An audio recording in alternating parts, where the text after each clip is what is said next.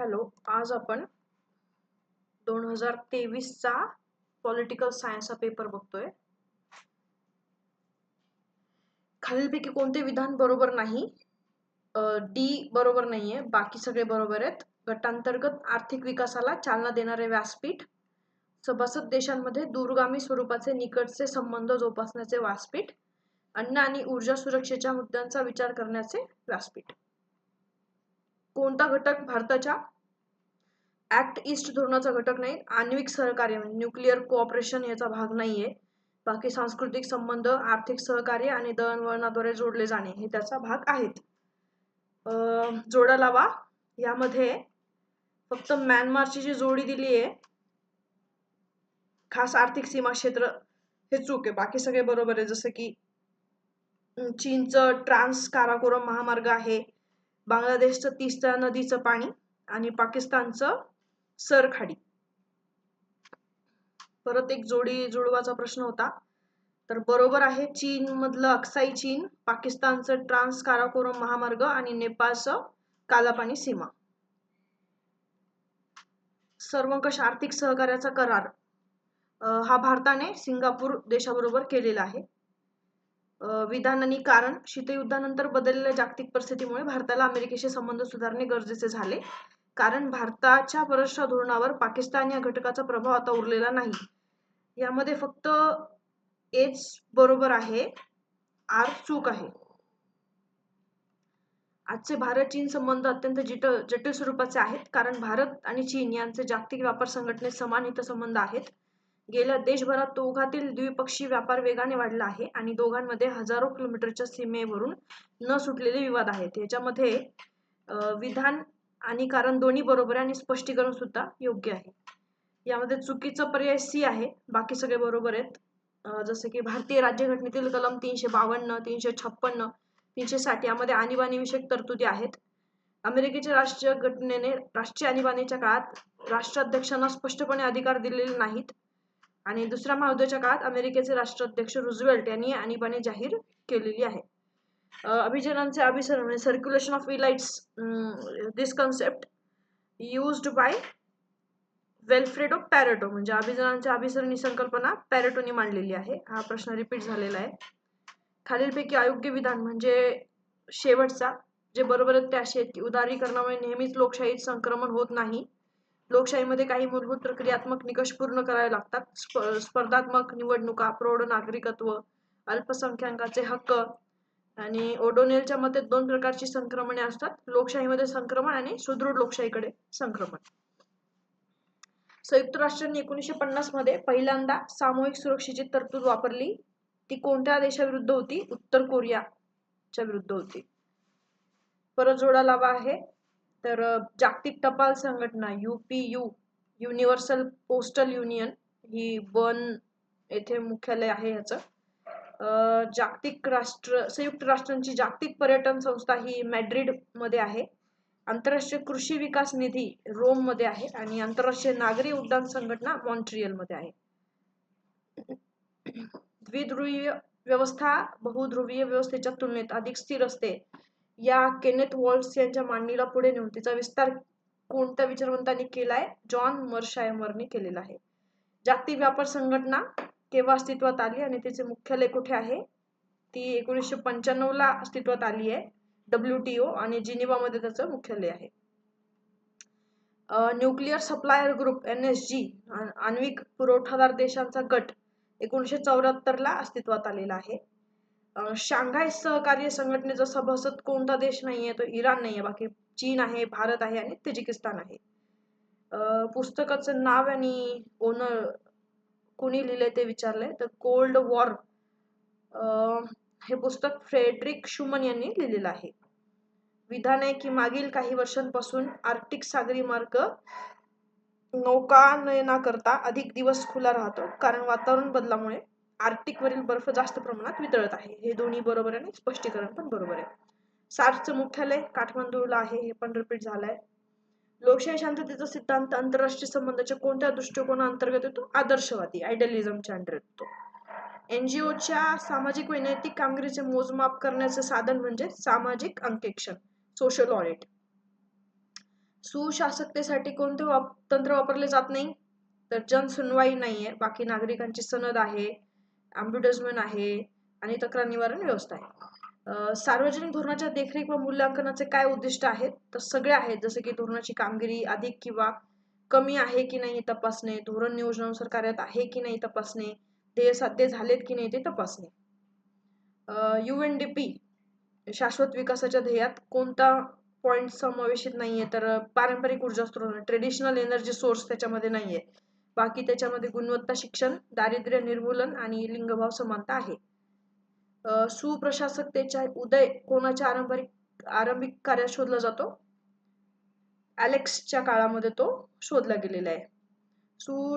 प्रशासकतेत समकालीन पुनरुत्थानाच्या स्वारस्याचा उदयाचं श्रेय हे कोणत्या प्रकाशनास दिलं गेलेले आहे, तर गव्हर्नन्स अँड डेव्हलपमेंट 1992च्या काळातलं त्यांना देण्यात आलेलं आहे. सुप्रशासकतेचे सार हे सामाजिक भांडवल विकास आणि सामाजिक संघटनांशी नेटवर्किंग मध्ये आहे. सुप्रशासकतेच्या कोणत्या पैलूचे अनेक भाष्यकारांनी चिकित्सक परीक्षण केलेले आहे, सहाय्य देण्याच्या पूर्वअटी. उत्तरदायित्वाचे ऐतिहासिकदृष्ट्या खालीलपैकी कोणते मूलभूत तंत्र आहे, ॲम्ब्युडजमेंट व्यवस्था. 10 कोटीहून अधिक कुटुंबांना आरोग्य सेवा सुविधा पुरवण्यासाठी आयुष्यमान भारत योजना लागू केली. नियंत्रण आणि संसूचन यांच्या शास्त्राला सायबरनेटिक्स संदेशवहन शास्त्र म्हणतात.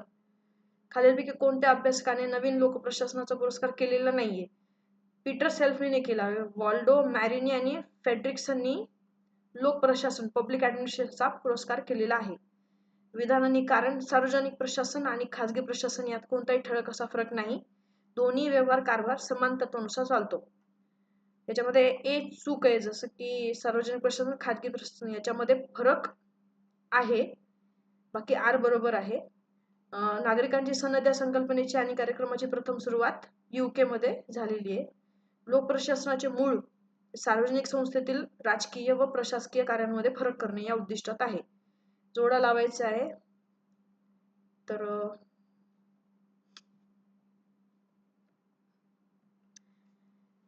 इव्हन बँकी यांचं मत आहे की प्रशासन म्हणजे राज्याच्या कार्यकारी कार्याची अंमलबजावणी. ग्लॅडनचं मत आहे लोकप्रशासनाचे खरे क्षेत्र शासनाच्या प्रशासकीय क्षेत्रात आणि जे सार्वजनिक गोष्टींचे व्यवस्थापन करते त्यात आहे. हेनरी फेओलनी शासन व प्रशासन यांच्यात गलत करता कामा नये, प्रशासन हे शासनाचे केवळ कार्य असं म्हटले. आणि विलोबीचं मते व्यापक अर्थाने लोकप्रशासन शासनाच्या सर्व कारभारामध्ये समाविष्ट असलेल्या वास्तव कार्याचा निर्देश करते. विधान, लोकप्रशासनाचा प्रमुख उद्देश नागरिकांना सहज आणि त्रासरहित सेवा उपलब्ध करणे हा आहे. जर नागरिक व प्रशासन यांच्या समोरासमोरचा संपर्क असेल तर नागरिकांच्या तक्रारीचे निवारण सहज होऊ शकते. हे दोन्ही स्वतंत्रपणे बरोबर असून स्पष्टीकरण बरोबर आहे. कालानुक्रमे लावायचं आपल्या लोकप्रशासनाची व्युत्पत्ती या टप्प्यांच्या द्वारे. तर सगळ्यात पहिले राजकीय प्रशासन द्वंद्व, मग तत्वांचा दृष्टिकोन, मग प्रशासकीय वर्तनवादी दृष्टिकोन, मग नवीन परिसृष्टीवादी दृष्टिकोन आणि नंतर सार्वजनिक धोरण दृष्टिकोनाचा सुरुवात झाली. जोडा लावा. मार्क्सच्या मते जाणीवपूर्वक हेतूंच्या प्राप्तीसाठी केलेली एक निश्चित कृती योजना म्हणजे प्रशासन आहे. व्हाईटच्या मते लोकप्रशासनात अशा सर्व कृती व कार्यांचा समावेश केला जातो ज्यांचा उद्देश सार्वजनिक धोरणांची पूर्तता किंवा अंमलबजावणी करणं हा असतो. मार्शलच्या मते सक्षम अधिकाऱ्याने जाहीर केलेल्या सार्वजनिक धोरणांची पूर्तता किंवा कार्यवाही म्हणजे लोकप्रशासन. आणि फिफनरच्या मते अपेक्षित उद्दिष्टांच्या प्राप्तीसाठी केलेले मानवी व भौतिक संघटनांचे संघटन निर्देशन म्हणजे प्रशासन. विधान आणि स्पष्टीकरण. विधान आहे शासकीय प्रशासन इतर प्रशासनापासून त्यांच्या सार्वजनिक स्वरूपाच्या कामाच्या सद्गुणामुळे वेगळे आहे, कारण खाजगी प्रशासनाची लोकांप्रती मोठी जबाबदारी नसते. याच्यामध्ये स्पष्टीकरण बरोबर नाहीये, स्टेटमेंट बरोबर आहे. मुख्य वर्णदेशवाचे धोरण काय नाकारते, सामाजिक समता नाकारते. सत्तेची त्रिमिती संकल्पना स्टीव्हन ल्यूक्सने मांडलेली आहे. परंपरागत न्याय संकल्पनेचा पाया हा नैतिक जबाबदारीमध्ये आहे. मार्क्सच्या न्यायालयाच्या संकल्पनेत काय अभिप्रेरित आहे, वर्ग संरचनेचा ऱ्हास झाला पाहिजे आणि उत्पादन साधनांना राज्याच्या नियंत्रणाखाली ठेवलं पाहिजे. राईट्स ऑफ मॅन हे पुस्तक थॉमस पेनने लिहिलंय, हा ग्रंथ. परत जोड्या लावा आहेत. मर्चंट यांनी वैश्विक विचार आणि स्थानिक कृतीबद्दल माहिती सांगितली आहे. जर्मन ग्रीन्स यांनी बायोमेट्रिक समानतेला पाठिंबा आणि मानवी हक्काप्रमाणे प्राणी हक्कांचे समर्थन केले. मानवी परिदृष्टीवादामध्ये पर्यावरणाचा ऱ्हास, भांडवलदाराच्या अमर्याद नफ्याच्या हव्यासाच्या संदर्भात स्पष्ट केलाय. आणि पर्यावरणीय समाजवाद हा लिंग, भावनात्मक दमन आणि निसर्गाचे मरण यांच्यातील साखळी अधोरेखित केलेली आहे.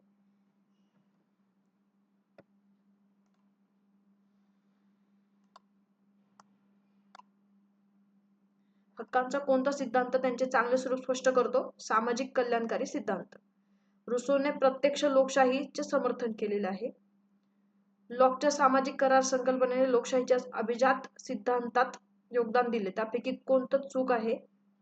तर घटनात्मक पण अनियंत्रित शासन चूक आहे. बाकी लॉकने सांगितलेली लोकशाही ही राज्यसत्तेचा पाया हा लोकांची पसंती हा असतो. लोक हेच खरे सार्वभौम आणि सरकार लोकांच्या हक्कांचे संरक्षण नसते. परंपरावादी विचारप्रणालीनुसार सगळे बरोबर आहेत, जसे की मानवी विवेक हा बेभरोशाचा असतो, नैतिक भ्रष्टता प्रत्येक मानवी व्यक्तीत असतो, माणसांची बुद्धी मर्यादित असते आणि सुधारणा आणि क्रांतीमुळे नेहमीच अधिक हालअपेष्ट होतात. मालमत्तेचा अधिकार हा मूलभूत अधिकार नाही आहे. जगण्याचा अधिकार, शोषणाविरुद्धचा अधिकार आणि समानतेचा अधिकार हे मूलभूत हक्क आहेत. खालीलपैकी कोणता आंतरराष्ट्रीय विवादाचा विषय नाहीये? गोरखालँड हा नाहीये. बाकी चंदीगड शहराचा वाद, कावेरी जल विवाद आणि महाराष्ट्र कर्नाटक सीमावाद हे आंतरराज्य विवाद आहेत. खालीलपैकी कोणत्या समुदायाच्या 2 प्रतिनिधींना लोकसभेत राष्ट्रपती निर्देशित करतात? अँग्लो इंडियनच्या 2 प्रतिनिधींना ते नॉमिनेट करतात. घटनेच्या कलम 348(2) मध्ये उच्च न्यायालयाची प्राधिकृत भाषा याचा विचार होतो. 348(2). भारतीय घटनेत संघराज्य प्रकारच्या राज्याचा विचार केलेला आहे. जनहित याचिका ही बाब न्यायमूर्ती पी.एन. भगवती यांच्या काळात लोकप्रिय झाली.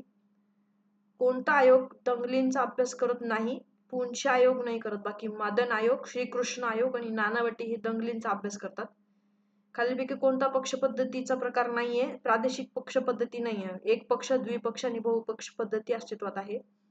खालीलपैकी कोण पंतप्रधान नाहीयेत? जगजीवन राम नाहीयेत. बाकी चरणसिंह, चंद्रशेखर आणि देवगौडा हे पंतप्रधान म्हणून राहिलेले आहेत. खालीलपैकी कोण सलग 2दा झालेत? राजेंद्र प्रसाद हे 2दा राष्ट्रपती झालेले आहेत. कोणतं विधान बरोबर आहे तेच बघू आपण की 1991च्या 10व्या लोकसभेपासून लोकसभेतल्या महिला खासदारांची संख्या सातत्याने वाढत आलेली नाहीये आणि लोकसभेत स्त्रियांसाठी कोणत्याही राखीव जागा नाहीयेत. आणि कोणतं असत्य तर हे. बाकी सत्य आपण बघू की महिला आरक्षण विधेयकाने लोकसभा आणि राज्यांच्या विधानसभांमध्ये 33% राखीव जागा ठेवण्याची भूमिका घेतली. महिला आरक्षण विधेयक राज्यसभेने संमत केले आहे. महिला आरक्षण विधेयकावर लोकसभेत कधीही चर्चा झालेली नाहीये. खालीलपैकी कोणती गोष्ट भारताच्या आर्थिक उदारीकरण धोरणाचा भाग नाही? तर करपात्र उत्पन्नाची मर्यादा वाढवणे हे नाहीये. बाकी सार्वजनिक क्षेत्रातल्या उद्योगांचे खाजगीकरण बरोबर आहे. उद्योगातल्या थेट परदेशी गुंतवणुकीची मर्यादा वाढवणे आणि संरक्षण क्षेत्रातल्या थेट परदेशी गुंतवणुकीची मर्यादा वाढवणे हे आर्थिक उदारीकरण धोरणाचा भाग आहेत. भारताच्या योजना आयोगाने तयार केलेला भारत मानव विकास अहवाल 2011 सामाजिक समावेशनाच्या दिशेने कोणता अभ्यास केलाय? तर मालमत्तेची मालकी आणि दारिद्र्य यातील परस्पर संबंध, पोषणाची स्थिती व त्या संबंधातील आव्हाने आणि बालमजुरांची स्थिती हे मुद्दे त्यांनी सांगितले. कोणती एक सामाजिक चळवळ नाही? ती असम गण परिषद नाहीये. बाकी चिपको आंदोलन, नर्मदा बचाव आंदोलन आणि बंधुआ मुक्ती मोर्चा हे सामाजिक चळवळीचा भाग आहेत. पॉलिट ब्युरो ही मार्क्सवादी कम्युनिस्ट पार्टी CPIM या पक्षाची सर्वोच्च निर्णय यंत्रणा आहे. आदिम ओळख कोणती नव्हती? तर नागरिकत्व तेव्हा नव्हतं. बाकी जात, धर्म आणि भाषा ही आदिम ओळख आहे. राज्यसभेच्या अधिकार क्षेत्रामध्ये संसदेला राज्य सूचीतील एखाद्या विषयावर कायदा बनवण्यासाठी प्राधिकृत करणे हे आहे. खालीलपैकी कोणत्या मार्गदर्शक तत्वांचा समावेश उशिराने करण्यात आला? तर मोफत कायदेशीर मदत, फ्री लीगल एड उशिराने समाविष्ट करण्यात आले. भारतामध्ये राष्ट्रीय सूची नाहीये. बाकी केंद्र, राज्य आणि समवर्ती सूची आहे. शासनाचा प्रमुख आणि राज्याचा प्रमुख हे जुळे भाऊ आहेत हे बरानी यांनी सांगितलेलं आहे. बरानींचे पुस्तक तारिक-ए-फिरोजशाही यामध्ये मुस्लिम राजाला दिलेला सल्ला यावर चर्चा करण्यात आलेली आहे. राजकीय सिद्धांत आदर्श भाषेत सांगायचं तर भावना शून्य व निर्हेतुक असतो असं अँड्र्यू हॅकरनी म्हटलेलं आहे. स्वातंत्र्यासाठी जबरदस्ती फोर्स टू बी फ्री हे रुसोनी शब्द प्रयोग केलेला आहे. Force to be free Rousseau. राज्य ही नैतिक ध्येय असलेली नैतिक संस्था आहे हे J.S. मिलचं म्हणणं आहे. सामूहिक कृतीत सत्ता समाविष्ट असते हे हॅना अरेंडचं मत आहे. What is to be done हे लेनिनचं पुस्तक आहे. What is to be done Lenin. भौतिक शक्तीपेक्षा जाणीवेच्या भूमिकेवर उत्तर मार्क्सवादी विचारवंतांनी भर दिलाय. हा जॉर्ज लुकॉसने भर दिलेला आहे. उत्तर मार्क्सवादी पोस्ट मार्क्सिस्ट थिंकर म्हणजे George Lukacs. The origin of family हे समस्या मांडलेली आहे. महिलांचं शोषण का होतं या बाबतीतलं ते पुस्तक होतं 1884 मध्ये. ते फेडरिक एंगल्सनी लिहिलेलं आहे. सब्जेक्शन ऑफ वुमन हे पुस्तक J.S. मिलने लिहिलेले आहे. आपस्तंभ गौतम वशिष्ठ बौद्धायन हे धर्मशास्त्र आहेत. अयोग्य विधान धर्मशास्त्राबद्दल एकाच व्यक्तीने लिहिलेलं आहे हे चूक आहे. बाकी धर्मशास्त्र हे धर्माचे स्रोत विशद करतात. धर्मशास्त्रातील विचार खालील शीर्षकांतर्गत विशद केले आहे जसे की आकार व्यवहार प्रायश्चित्त आणि इतर. धर्मशास्त्रे हिंदूच्या प्राचीन कायद्याच्या संहिता आहेत हे बरोबर आहे. संपूर्ण क्रांती टोटल रिव्होल्यूशन हे जयप्रकाश नारायण यांनी मांडलेली संकल्पना आहे. राम मनोहर लोही यांच्या सप्तक्रांतीबद्दल एक चुकीची माहिती आहे की स्थलांतराच्या विरोधात त्यांनी क्रांती केली, चूक आहे. स्त्री पुरुष समतेसाठी त्यांनी क्रांतीचा मार्ग पत्करलाय. वांशिक तसेच राजकीय आणि आर्थिक विषमते विरोधात क्रांती आणि शस्त्रे आणि दारुगोळा विरुद्ध क्रांती हे मुद्दे सप्तक्रांतीमध्ये आहेत. महात्मा गांधींनी हिंद स्वराज या पुस्तकात आधुनिकतेवर टीका केली आहे. अयोग्य की रवींद्रनाथ टागोर यांनी राष्ट्रवादाचे समर्थन केले, चूक आहे. जवाहरलाल नेहरू हे पंचशीलचे शिल्पकार आहेत हे बरोबर आहे. राममोहन लोहिया यांनी चोखंबा राज्याची संकल्पना मांडली हे बरोबर आहे. आणि हिंदू स्त्रियांची उन्नतीवर रास हे पुस्तक आंबेडकरांनी लिहिले हे बरोबर आहे. यामध्ये जोडा लावा आहेत. मोहम्मद इक्बाल यांनी पाकिस्तानची संकल्पना मांडलेली आहे. जवाहरलाल नेहरू यांनी डिस्कवर ऑफ इंडिया हे पुस्तक लिहिलंय. M.K. गांधींचं दक्षिण आफ्रिकेतील सत्याग्रह आहे आणि विनायक सावरकर यांचं मॅझनीचं चरित्र आहे. श्री अरबिंदो यांनी इंदू प्रकाश या वर्तमानपत्रात लिखाण केलेले.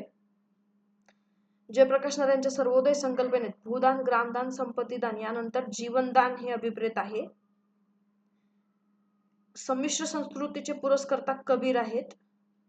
अँद्रे गुंदर फ्रँक आणि मार्था फ्युएंटेस यांनी 9 theses on social movements नावाचं प्रसिद्ध निबंध लिहिलाय. खालीपैकी कोणती विधाने चूक आहेत तर एकही चूक नाही, सगळे बरोबर. राष्ट्रवादाने 21व्या शतकात युरोपचे परिवर्तन केले. राष्ट्रवादाने युरोपात नव्या राज्यांचे निर्माण सुरू केले. राष्ट्रवादामुळे युरोपचे तुकडे झाले आणि राष्ट्रवादी प्रबोधनाला मिळाली. बुद्धिवादी प्रतिक्रिया आहे हे सगळे बरोबर आहेत, एक पण चूक नाही. राज्य व नागरी समाज या संज्ञांमध्ये फरक केला हा हेगेलने केलेला आहे. आणि कालक्रमानुसार क्रांती जोडायची आपल्याला. पहिले अमेरिकन राज्यक्रांती, मग फ्रेंच, मग रशियन आणि मग चीनी. अनुकूल नाहीत न्यायालयीन स्वातंत्र्यासाठी तर कार्यकारी मंडळाचा हस्तक्षेप आणि विधिमंडळाचा हस्तक्षेप हेच चुकीचे आहेत. बाकी न्यायाधीशांचा निश्चित सेवा कालावधी आणि सत्ता विभाजन हे घटक न्यायालयासाठी अनुकूल आहेत. खालीपैकी कोणते अभियान नागरी समाजाचे? स्वच्छ भारत हे नागरी समाजाचं नाहीये. बाकी LGBT right, safe Marathi school आणि नर्मदा बचाव हे नागरी समाजाचे अभियान आहेत.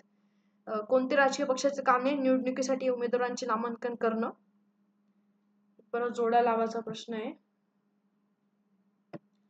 भ्रष्टाचार विरोधी चळवळ ही असंस्थात्मक हितसंबंधी गट आहे म्हणजे non असोसिएशनल interest group. Akhil Bharatiya किसान सभा हा दबाव गट आणि federation of Indian chambers of commerce हा लॉबी आणि ग्रीन पीस हा संस्थात्मक हितसंबंध गट. चुकीचं ओळखायचं आहे. याच्यामध्ये अमेरिकेची राज्यघटना वॉशिंग्टन येथे तयार झालेली नाहीये. बाकी राज्यघटना ताठर आहे बरोबर आहे. त्याच्यामध्ये न्यायालयीन पुनर्विलोकनाची तरतूद नव्हती, ती 1808 मध्येच आली आणि पहिल्या 10 घटना दुरुस्तीद्वारे हक्कांची सनद समाविष्ट करण्यात आली. हे अमेरिकन राज्यघटनेबद्दल बरोबर आहे. बाकी सत्ताधारी वर्ग स्वतः सत्तेत असण्याचे समर्थन काही वैश्विक नैतिक तत्वांच्या आधारे करत असतो हे विधान मोस्कानी मांडलेले आहे. थँक्यू.